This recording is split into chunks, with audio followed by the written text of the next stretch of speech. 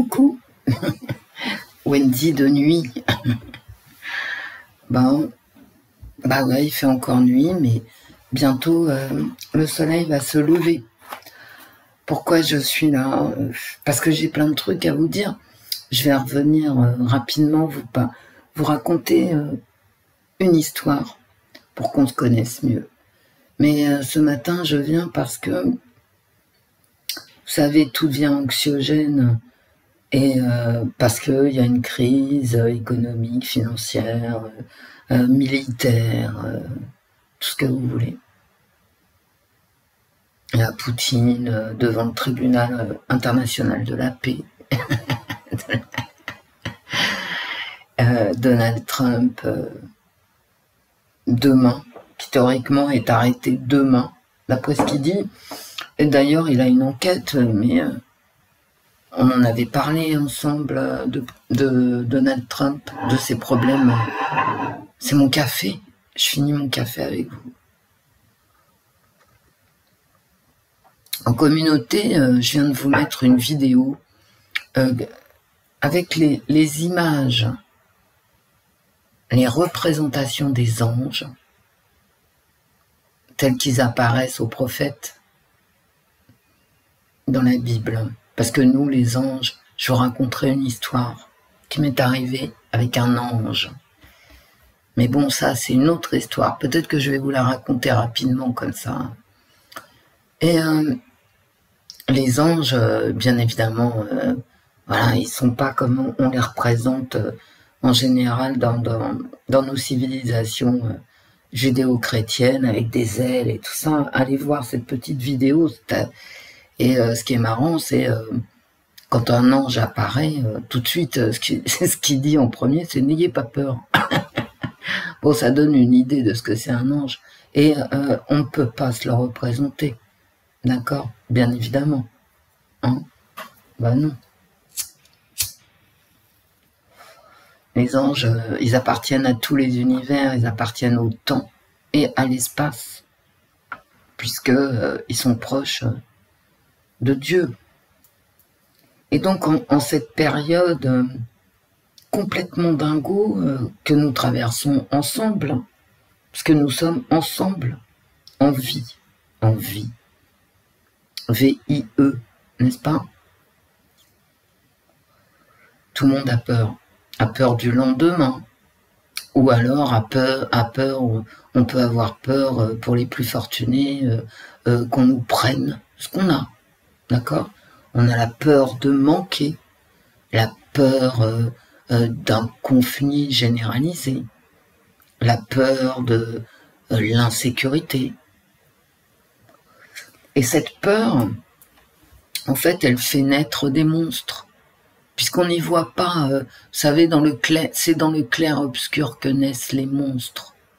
Ok, mais ça, c'est une grande citation, et elle est exacte. Et donc, bien évidemment, on a peur des monstres. Ok? C'est normal. C'est naturel, c'est humain.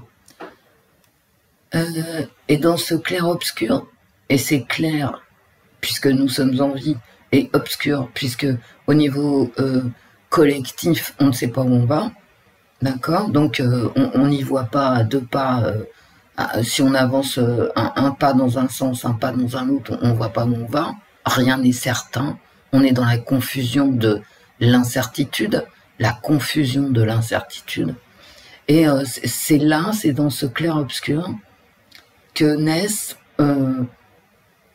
les chaînes de YouTube voyance.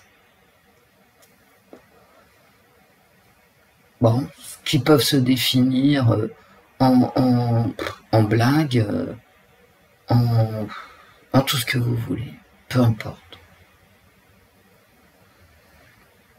Bien évidemment, tout le monde a un cerveau. Hein, vous, moi, la voisine, voilà, quel que soit son âge, sa couleur de peau, son background, peu importe, on s'en fout. Tout le monde a un cerveau. Hein, et un cerveau pour le libre arbitre. pour choisir une voie, pour faire des arbitrages.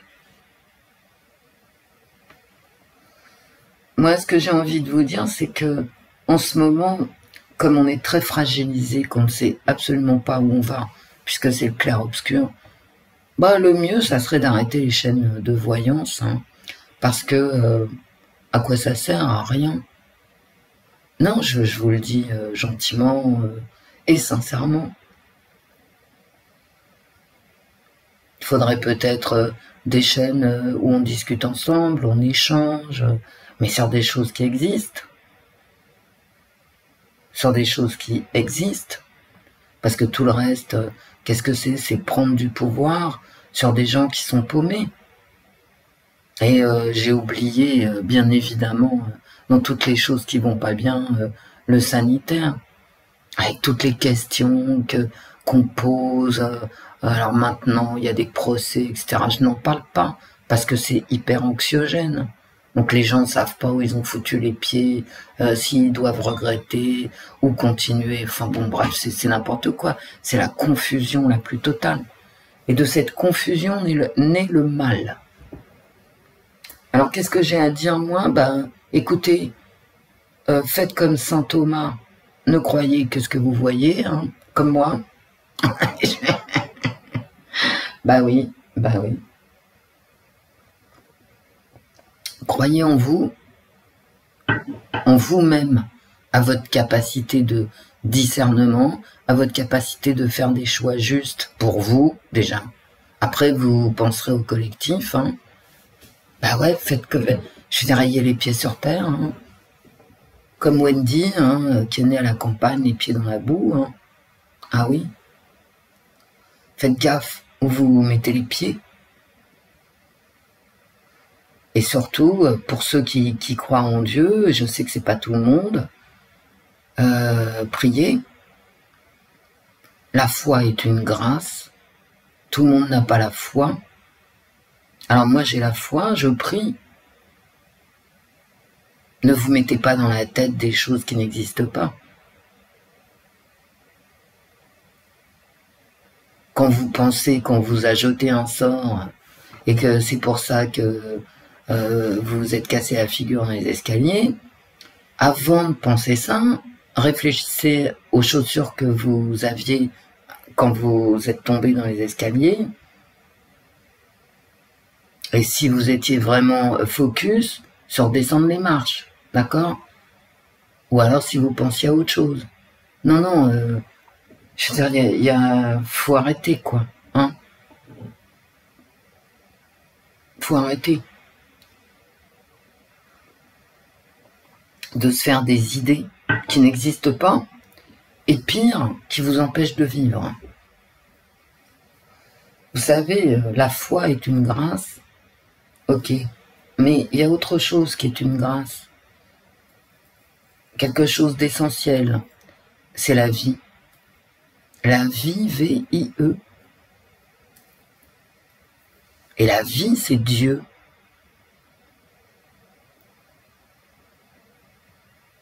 Et Dieu, que je sache, non seulement il jette pas de sort, hein, il vous veut pas de mal, il vous veut que du bien, il vous protège. Non seulement il jette pas de sort, mais il enlève les sorts. Et Dieu, vous l'avez en vous-même, comme vous avez la vie en vous-même.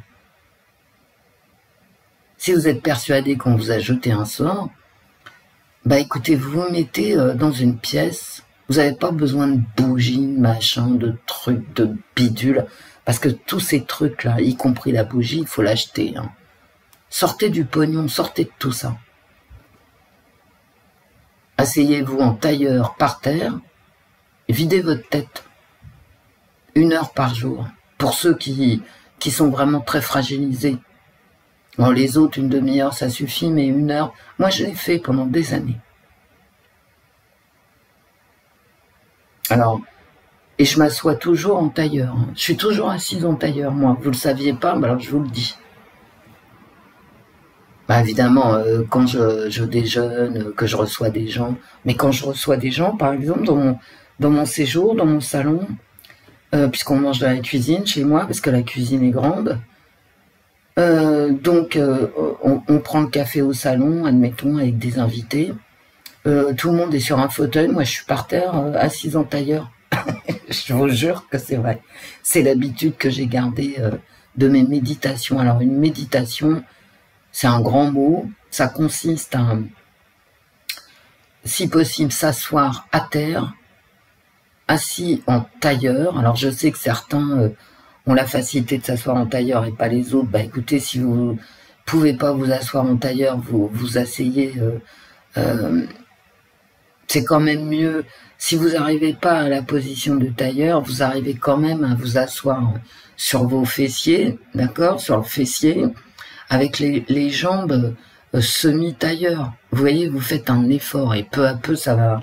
Alors c'est dur au début, mais peu à peu ça va s'améliorer. Mais si vous méditez, vous trouvez une position par terre, sur votre tapis, hein, alors descendre de lit, ce que vous voulez, votre nappe que vous mettez par terre. Et vous prenez une position corporelle, surtout, qui ne vous fait pas mal, d'accord? Vous évitez les canapés et les fauteuils, bon. Parce que ça aide, hein, ça fait partie d'une discipline. Vous savez le mot discipline? Une discipline, une hygiène. Et l'hygiène, c'est pas simplement le corps, hein, c'est l'esprit aussi. Bonjour l'esprit. L'esprit, il est partout. Il y a l'esprit des forêts, des rivières, mais il y a l'esprit qui jamais ne t'abandonne. L'esprit, c'est la vie. L'esprit de la vie, c'est Dieu. Il ne t'abandonnera jamais. Jamais. Tant que tu vivras.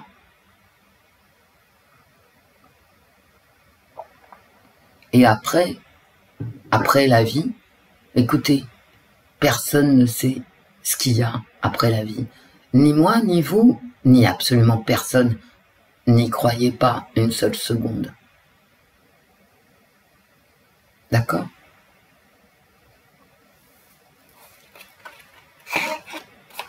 J'ai un autre conseil à vous donner. Chaque fois que vous voyez qu'on vous emmène ou qu'on a un discours qui vous amène vers la mort, d'accord, vous sortez de là. Vous sortez tout de suite, vous réfléchissez même pas, vous faites comme moi. Moi, ça m'intéresse pas. On dit mortifère, morbide, d'accord? La mort, pensez à la carte de la mort, puisque on est sur une chaîne de voyance. La mort, c'est l'arrêt brutal, le changement brutal. Et même les cartes, hein, les cartes te disent pas ce qu'il y a après. Elles te disent en quoi le changement, sur quel sujet le changement va avoir lieu. Les cartes, le tarot de Marseille, n'importe quel oracle ne te dira jamais ce qu'il y a après la mort.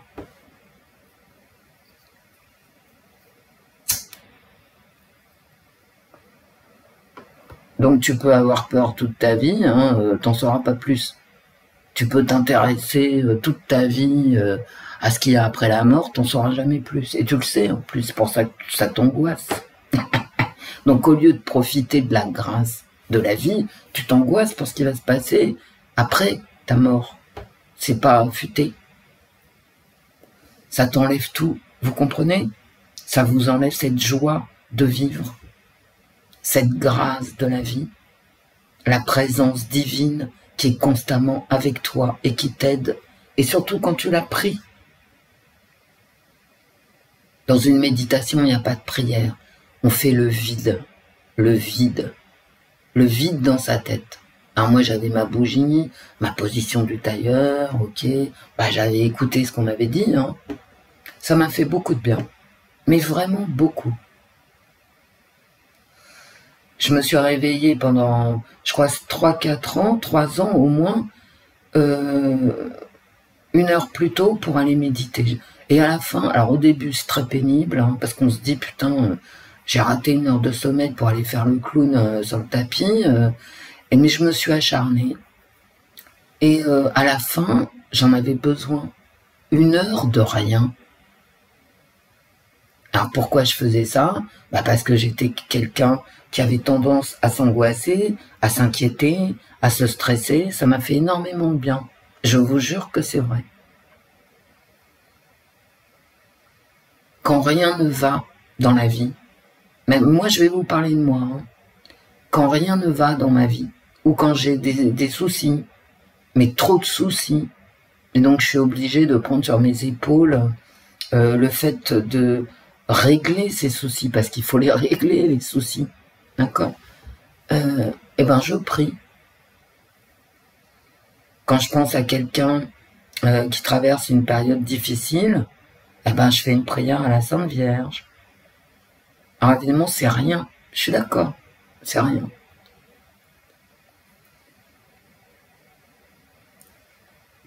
Mais ça a au moins la qualité de me rapprocher, de me rapprocher du divin à qui je demande de me protéger, ou surtout, en général, de protéger quelqu'un qui m'est cher et qui est dans la peine. Et c'est une pulsion de vie. Je demande, voilà, quelque chose de bien dans la vie d'une personne ou dans ma vie à moi.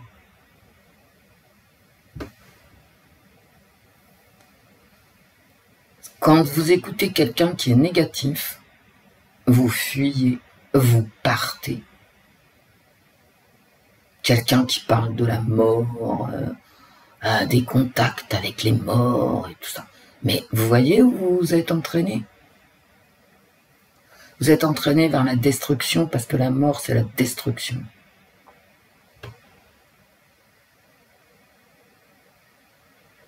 Et après, ça rentre dans votre cerveau, ça vous fait du mal. Du mal. La mort, c'est le mal. Dieu, il donne la vie. Il donne pas la mort. L'esprit, c'est la vie. L'esprit, esprit es-tu là? C'est la vie. Laisse la mort aux morts et la vie aux vivants. Libérez-vous, libérez-vous, mes amis, des discours destructeurs, parce que morbides et mortifères. Libérez-vous du mal, comme dans la prière. Le mal, c'est la mort, c'est la destruction. Seigneur, libérez-nous du mal. C'est dans la prière. Parce que je vous le rappelle encore, et je le répète encore, pour les nouveaux arrivants, le premier des exorcismes, un des exorcismes les plus puissants, c'est la prière. Donc tu te sens attaqué, tu te sens machin, et d'une, ça n'existe pas, et de deux, tu as la prière, pour te recentrer sur la vie. Te recentrer sur la vie. Pourquoi je mets des images drôles? Parce que vous savez, tout ce qui se passe, on n'y peut rien. Je veux dire, depuis quand le peuple a le pouvoir? Bon, tout le monde sait que on n'a aucun pouvoir. Voilà, on est dans des nudges.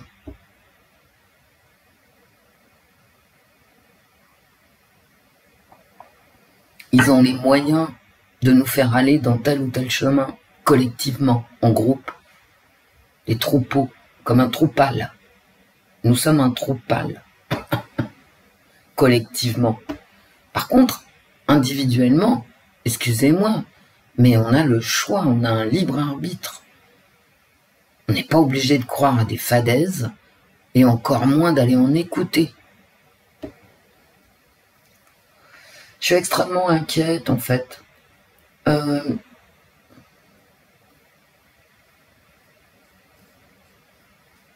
Et j'oscille, je me dis le mieux, ça serait de quitter les chaînes de voyance YouTube, que moi je les quitte, hein, d'accord, que je m'en aille, parce que franchement, il y a des dérapages contrôlés, je suis désolée, c'est contrôlé, parce que derrière, t'as un besoin de prendre le pouvoir, d'accord, et le pouvoir, bah, c'est de l'argent, comme par hasard, hein, j'ai envie de vous dire, voilà.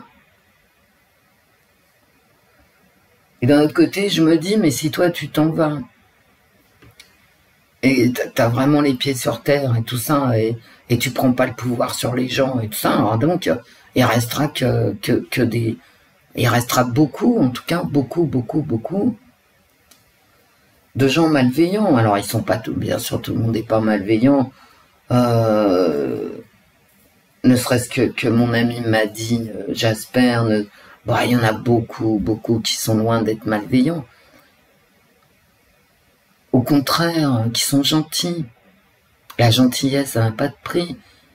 Je sais que certains se moquent de moi en disant « Ouais, mais elle nous emmerde avec sa gentillesse, c'est à la portée de tout le monde. » Ah bah non, hein. Ah bah non, regardez vous-même. Non, la gentillesse, c'est vraiment pas à la portée de tout le monde. D'ailleurs, on peut se servir de cette notion de gentillesse pour faire le ménage des vidéos qu'on regarde ou pas. Ah oui. Et moi, c'est ce que je fais. Hein. Moi, je me mets pas du mal dans la tête. Enfin, du mal. M-A-L-E, je veux bien dans la tête. Ouais, je veux bien être amoureuse. Mais du mal, M-A-L, dans la tête, je ne m'en mets pas. Consciemment. Je veux dire, cette notion de gentillesse, de respect de l'autre, cette notion de vouloir donner sans prendre à toute force, ça devrait être vraiment un instrument de mesure pour regarder les chaînes YouTube, quelles qu'elles soient, hein, voyance, pas voyance, politique, pas politique. Il y en a marre des gens agressifs parce que en faisant peur aux autres, eh ben, ils grossissent leur nombre d'abonnés et ils vous emmènent tous dans les ténèbres, hein, que ce soit politique, de droite, de gauche, du centre, etc. Moi, je vous conseillerais de n'écouter, de regarder que des gens gentils. Vous savez ce qu'on appelle la bienveillance. Mais la bienveillance, ça commence par la gentillesse. Il y a des gens profondément gentils qui vous regardent tous, nous tous, avec des yeux innocents, l'innocence. Et sans chercher à faire des gains ou prendre du pouvoir sur les autres ou avec les autres ou par les autres. Ils ne vous utilisent pas, ni pour ci, ni pour ça. Qu'est-ce que c'est un bon voyant?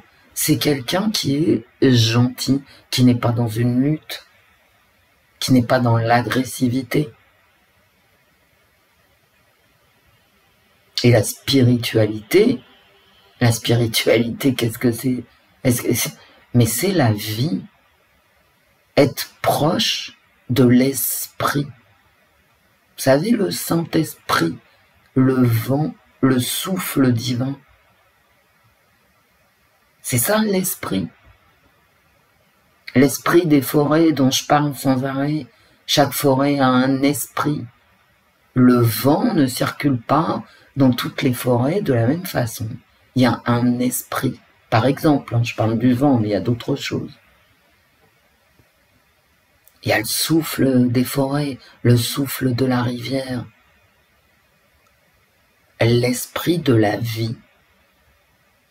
Et quand on est seul et calme, c'est-à-dire qu'on n'a pas peur, on n'est pas agité par les pensées négatives, l'esprit vient. Pour ça que je vous parlais de la méditation. Mais quand vous allez vous promener au bord des rivières, dans les forêts, dans les champs, vous sentez cet esprit. Mais vous pouvez le sentir chez vous, et vous pouvez aussi, chez vous, sur votre tapis assis en tailleur, et vous pouvez aussi le sentir souffler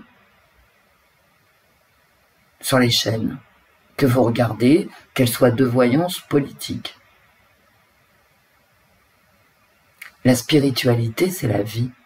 C'est ce rapport que nous, les êtres humains, on entretient avec quelque chose qu'on ne connaît pas, mais dont on sait qu'il traverse le temps et l'espace. Et on ne peut pas le sentir quand on a peur. Et c'est pour ça que les gens qui sont agressifs et méchants et qui vous entraînent vers la mort, ils peuvent pas vous donner ça. Ils ne le peuvent pas, c'est tout. Vous allez avoir peur, vous allez vous détacher de l'esprit de la vie. C'est très dangereux les cartes, hein. Je ne cesse de le dire. Parce qu'il y en a certains qui y croient dur comme fer, qui croient que les voyantes, entre guillemets, puis je dis voyantes féminin parce que il y a beaucoup plus de femmes que d'hommes. Et ils croient que les voyantes vont leur dire ce qui va se passer. Non, mais vous savez que vous aussi, hein, vous savez très bien ce qui va se passer. Si je vous dis, je vous fais un tirage de cartes, et je vous dis, oh mais vous savez, dans 3 mois, ça va s'arranger, puis on sera tous riches et bien heureux, et Macron a raison, et il travaille pour le peuple. Macron travaille pour le peuple, et dans 3 mois, la France sera plus riche que les États-Unis. Est-ce que vous allez me croire? Non, mais franchement. Par contre, je vais vous expliquer un truc. Si je vous dis, j'ai fait un contact défunt, et le défunt m'a dit que, bah vous allez me croire. Parce que vous allez vous dire, oh là là, Wendy, elle a du pouvoir. Oh là là là là, qu'est-ce qu'elle est forte. Elle parle aux morts et tout ça. Bah, et pourquoi vous allez me croire? Parce que ça vous fait peur. Et à juste titre. Hein. Parce que moi, ce qui me fait peur là-dedans, c'est les voyantes qui font ça. C'est pas et le fait que vous y croyez. Alors ça me fait peur. Ouais. Ben, vous aussi, hein, vous pouvez avoir des contacts comme ça. Et vous en avez, hein, et je le sais. Parce que sinon, vous ne seriez pas sur les chaînes de voyance. Donc je sais que chez vous, tous qui passez par là, il y a cette notion de multi-univers. Il y a cette notion que on sait que ça existe, mais on ne le voit pas. Ok? Donc vous êtes fragilisé, comme moi, ni plus ni moins, par le fait qu'on sente, mais on ne peut pas mettre 2 mots. Je vous ai mis la vidéo des anges. D'accord? Est-ce que vous avez vraiment envie de voir un ange? Moi, je crois pas. Hein. Parce que moi, j'ai pas trop envie. Hein. Et je vous ai même mis l'ange d'Ézéchiel. Hein. Sous la vidéo, j'ai mis en commentaire ce que dit Ézéchiel par rapport à l'apparition de l'ange. Sa description. Vous avez vraiment envie? Non. Mais moi non plus. Mais vous savez, il y a une partie de nous, et je dis nous parce que c'est collectivement ici, puisque vous êtes là avec moi. On sait qu'il y a ce genre de choses quelque part, dans cet univers infini de Dieu. Comment l'appeler autrement? Moi, je veux bien, appelez-le comme vous voulez, mais moi, je l'appelle Dieu, et j'y tiens, et je le prie. Cette force de vie dans le temps et l'espace, où il y a plusieurs temps qui se chevauchent, et des espaces infinis. Donc, on va devenir tous fous? Bah non. Nous, non, on va pas rentrer là-dedans, nous, parce que nous sommes humains. Nous avons des limites humaines. On prie le Seigneur. Quelle que soit votre religion, après vous l'appelez comme vous voulez, moi, peu me chaud. Après, c'est chacun, ça revient au même, hein, de toute façon, au final. Depuis quand Dieu est une force destructrice? Jamais. Dieu protège ses enfants. Dieu, c'est la vie. C'est le souffle de la vie. C'est l'esprit. L'esprit de la vie. Donc, moi, tout ce que je souhaite, c'est que tous les abonnés de toutes les chaînes de voyance sortent des vidéos où la mort est présente. Et donc cette force destructrice qui amène la peur. Si collectivement nous avons quelque chose dont nous devons nous méfier, que ça soit politique, spirituel, tout ce que vous voulez, si vraiment il y a quelque chose dont nous devons nous méfier, parce que ça nous fait du mal, donc ça nous détruit, c'est vraiment la peur. Il faut que collectivement, nous soyons dignes, nous soyons des humains, que nous fassions face et que nous restions en vie. Et si nous avons quelque chose à dire, c'est merci d'être en vie. C'est tout. Je vous fais des bisous, je vais finir mon café. Si j'ai le temps, je reviendrai tout à l'heure. Je pense vraiment à vous. N'ayez pas peur. Priez et méditez. Si vous ne voulez pas prier, méditez dans le silence, dans votre silence. Et vous allez voir que l'esprit va venir avec la vie. La vie. Que Dieu nous garde, mes amis. Je vous fais plein de bisous. Plein de bisous.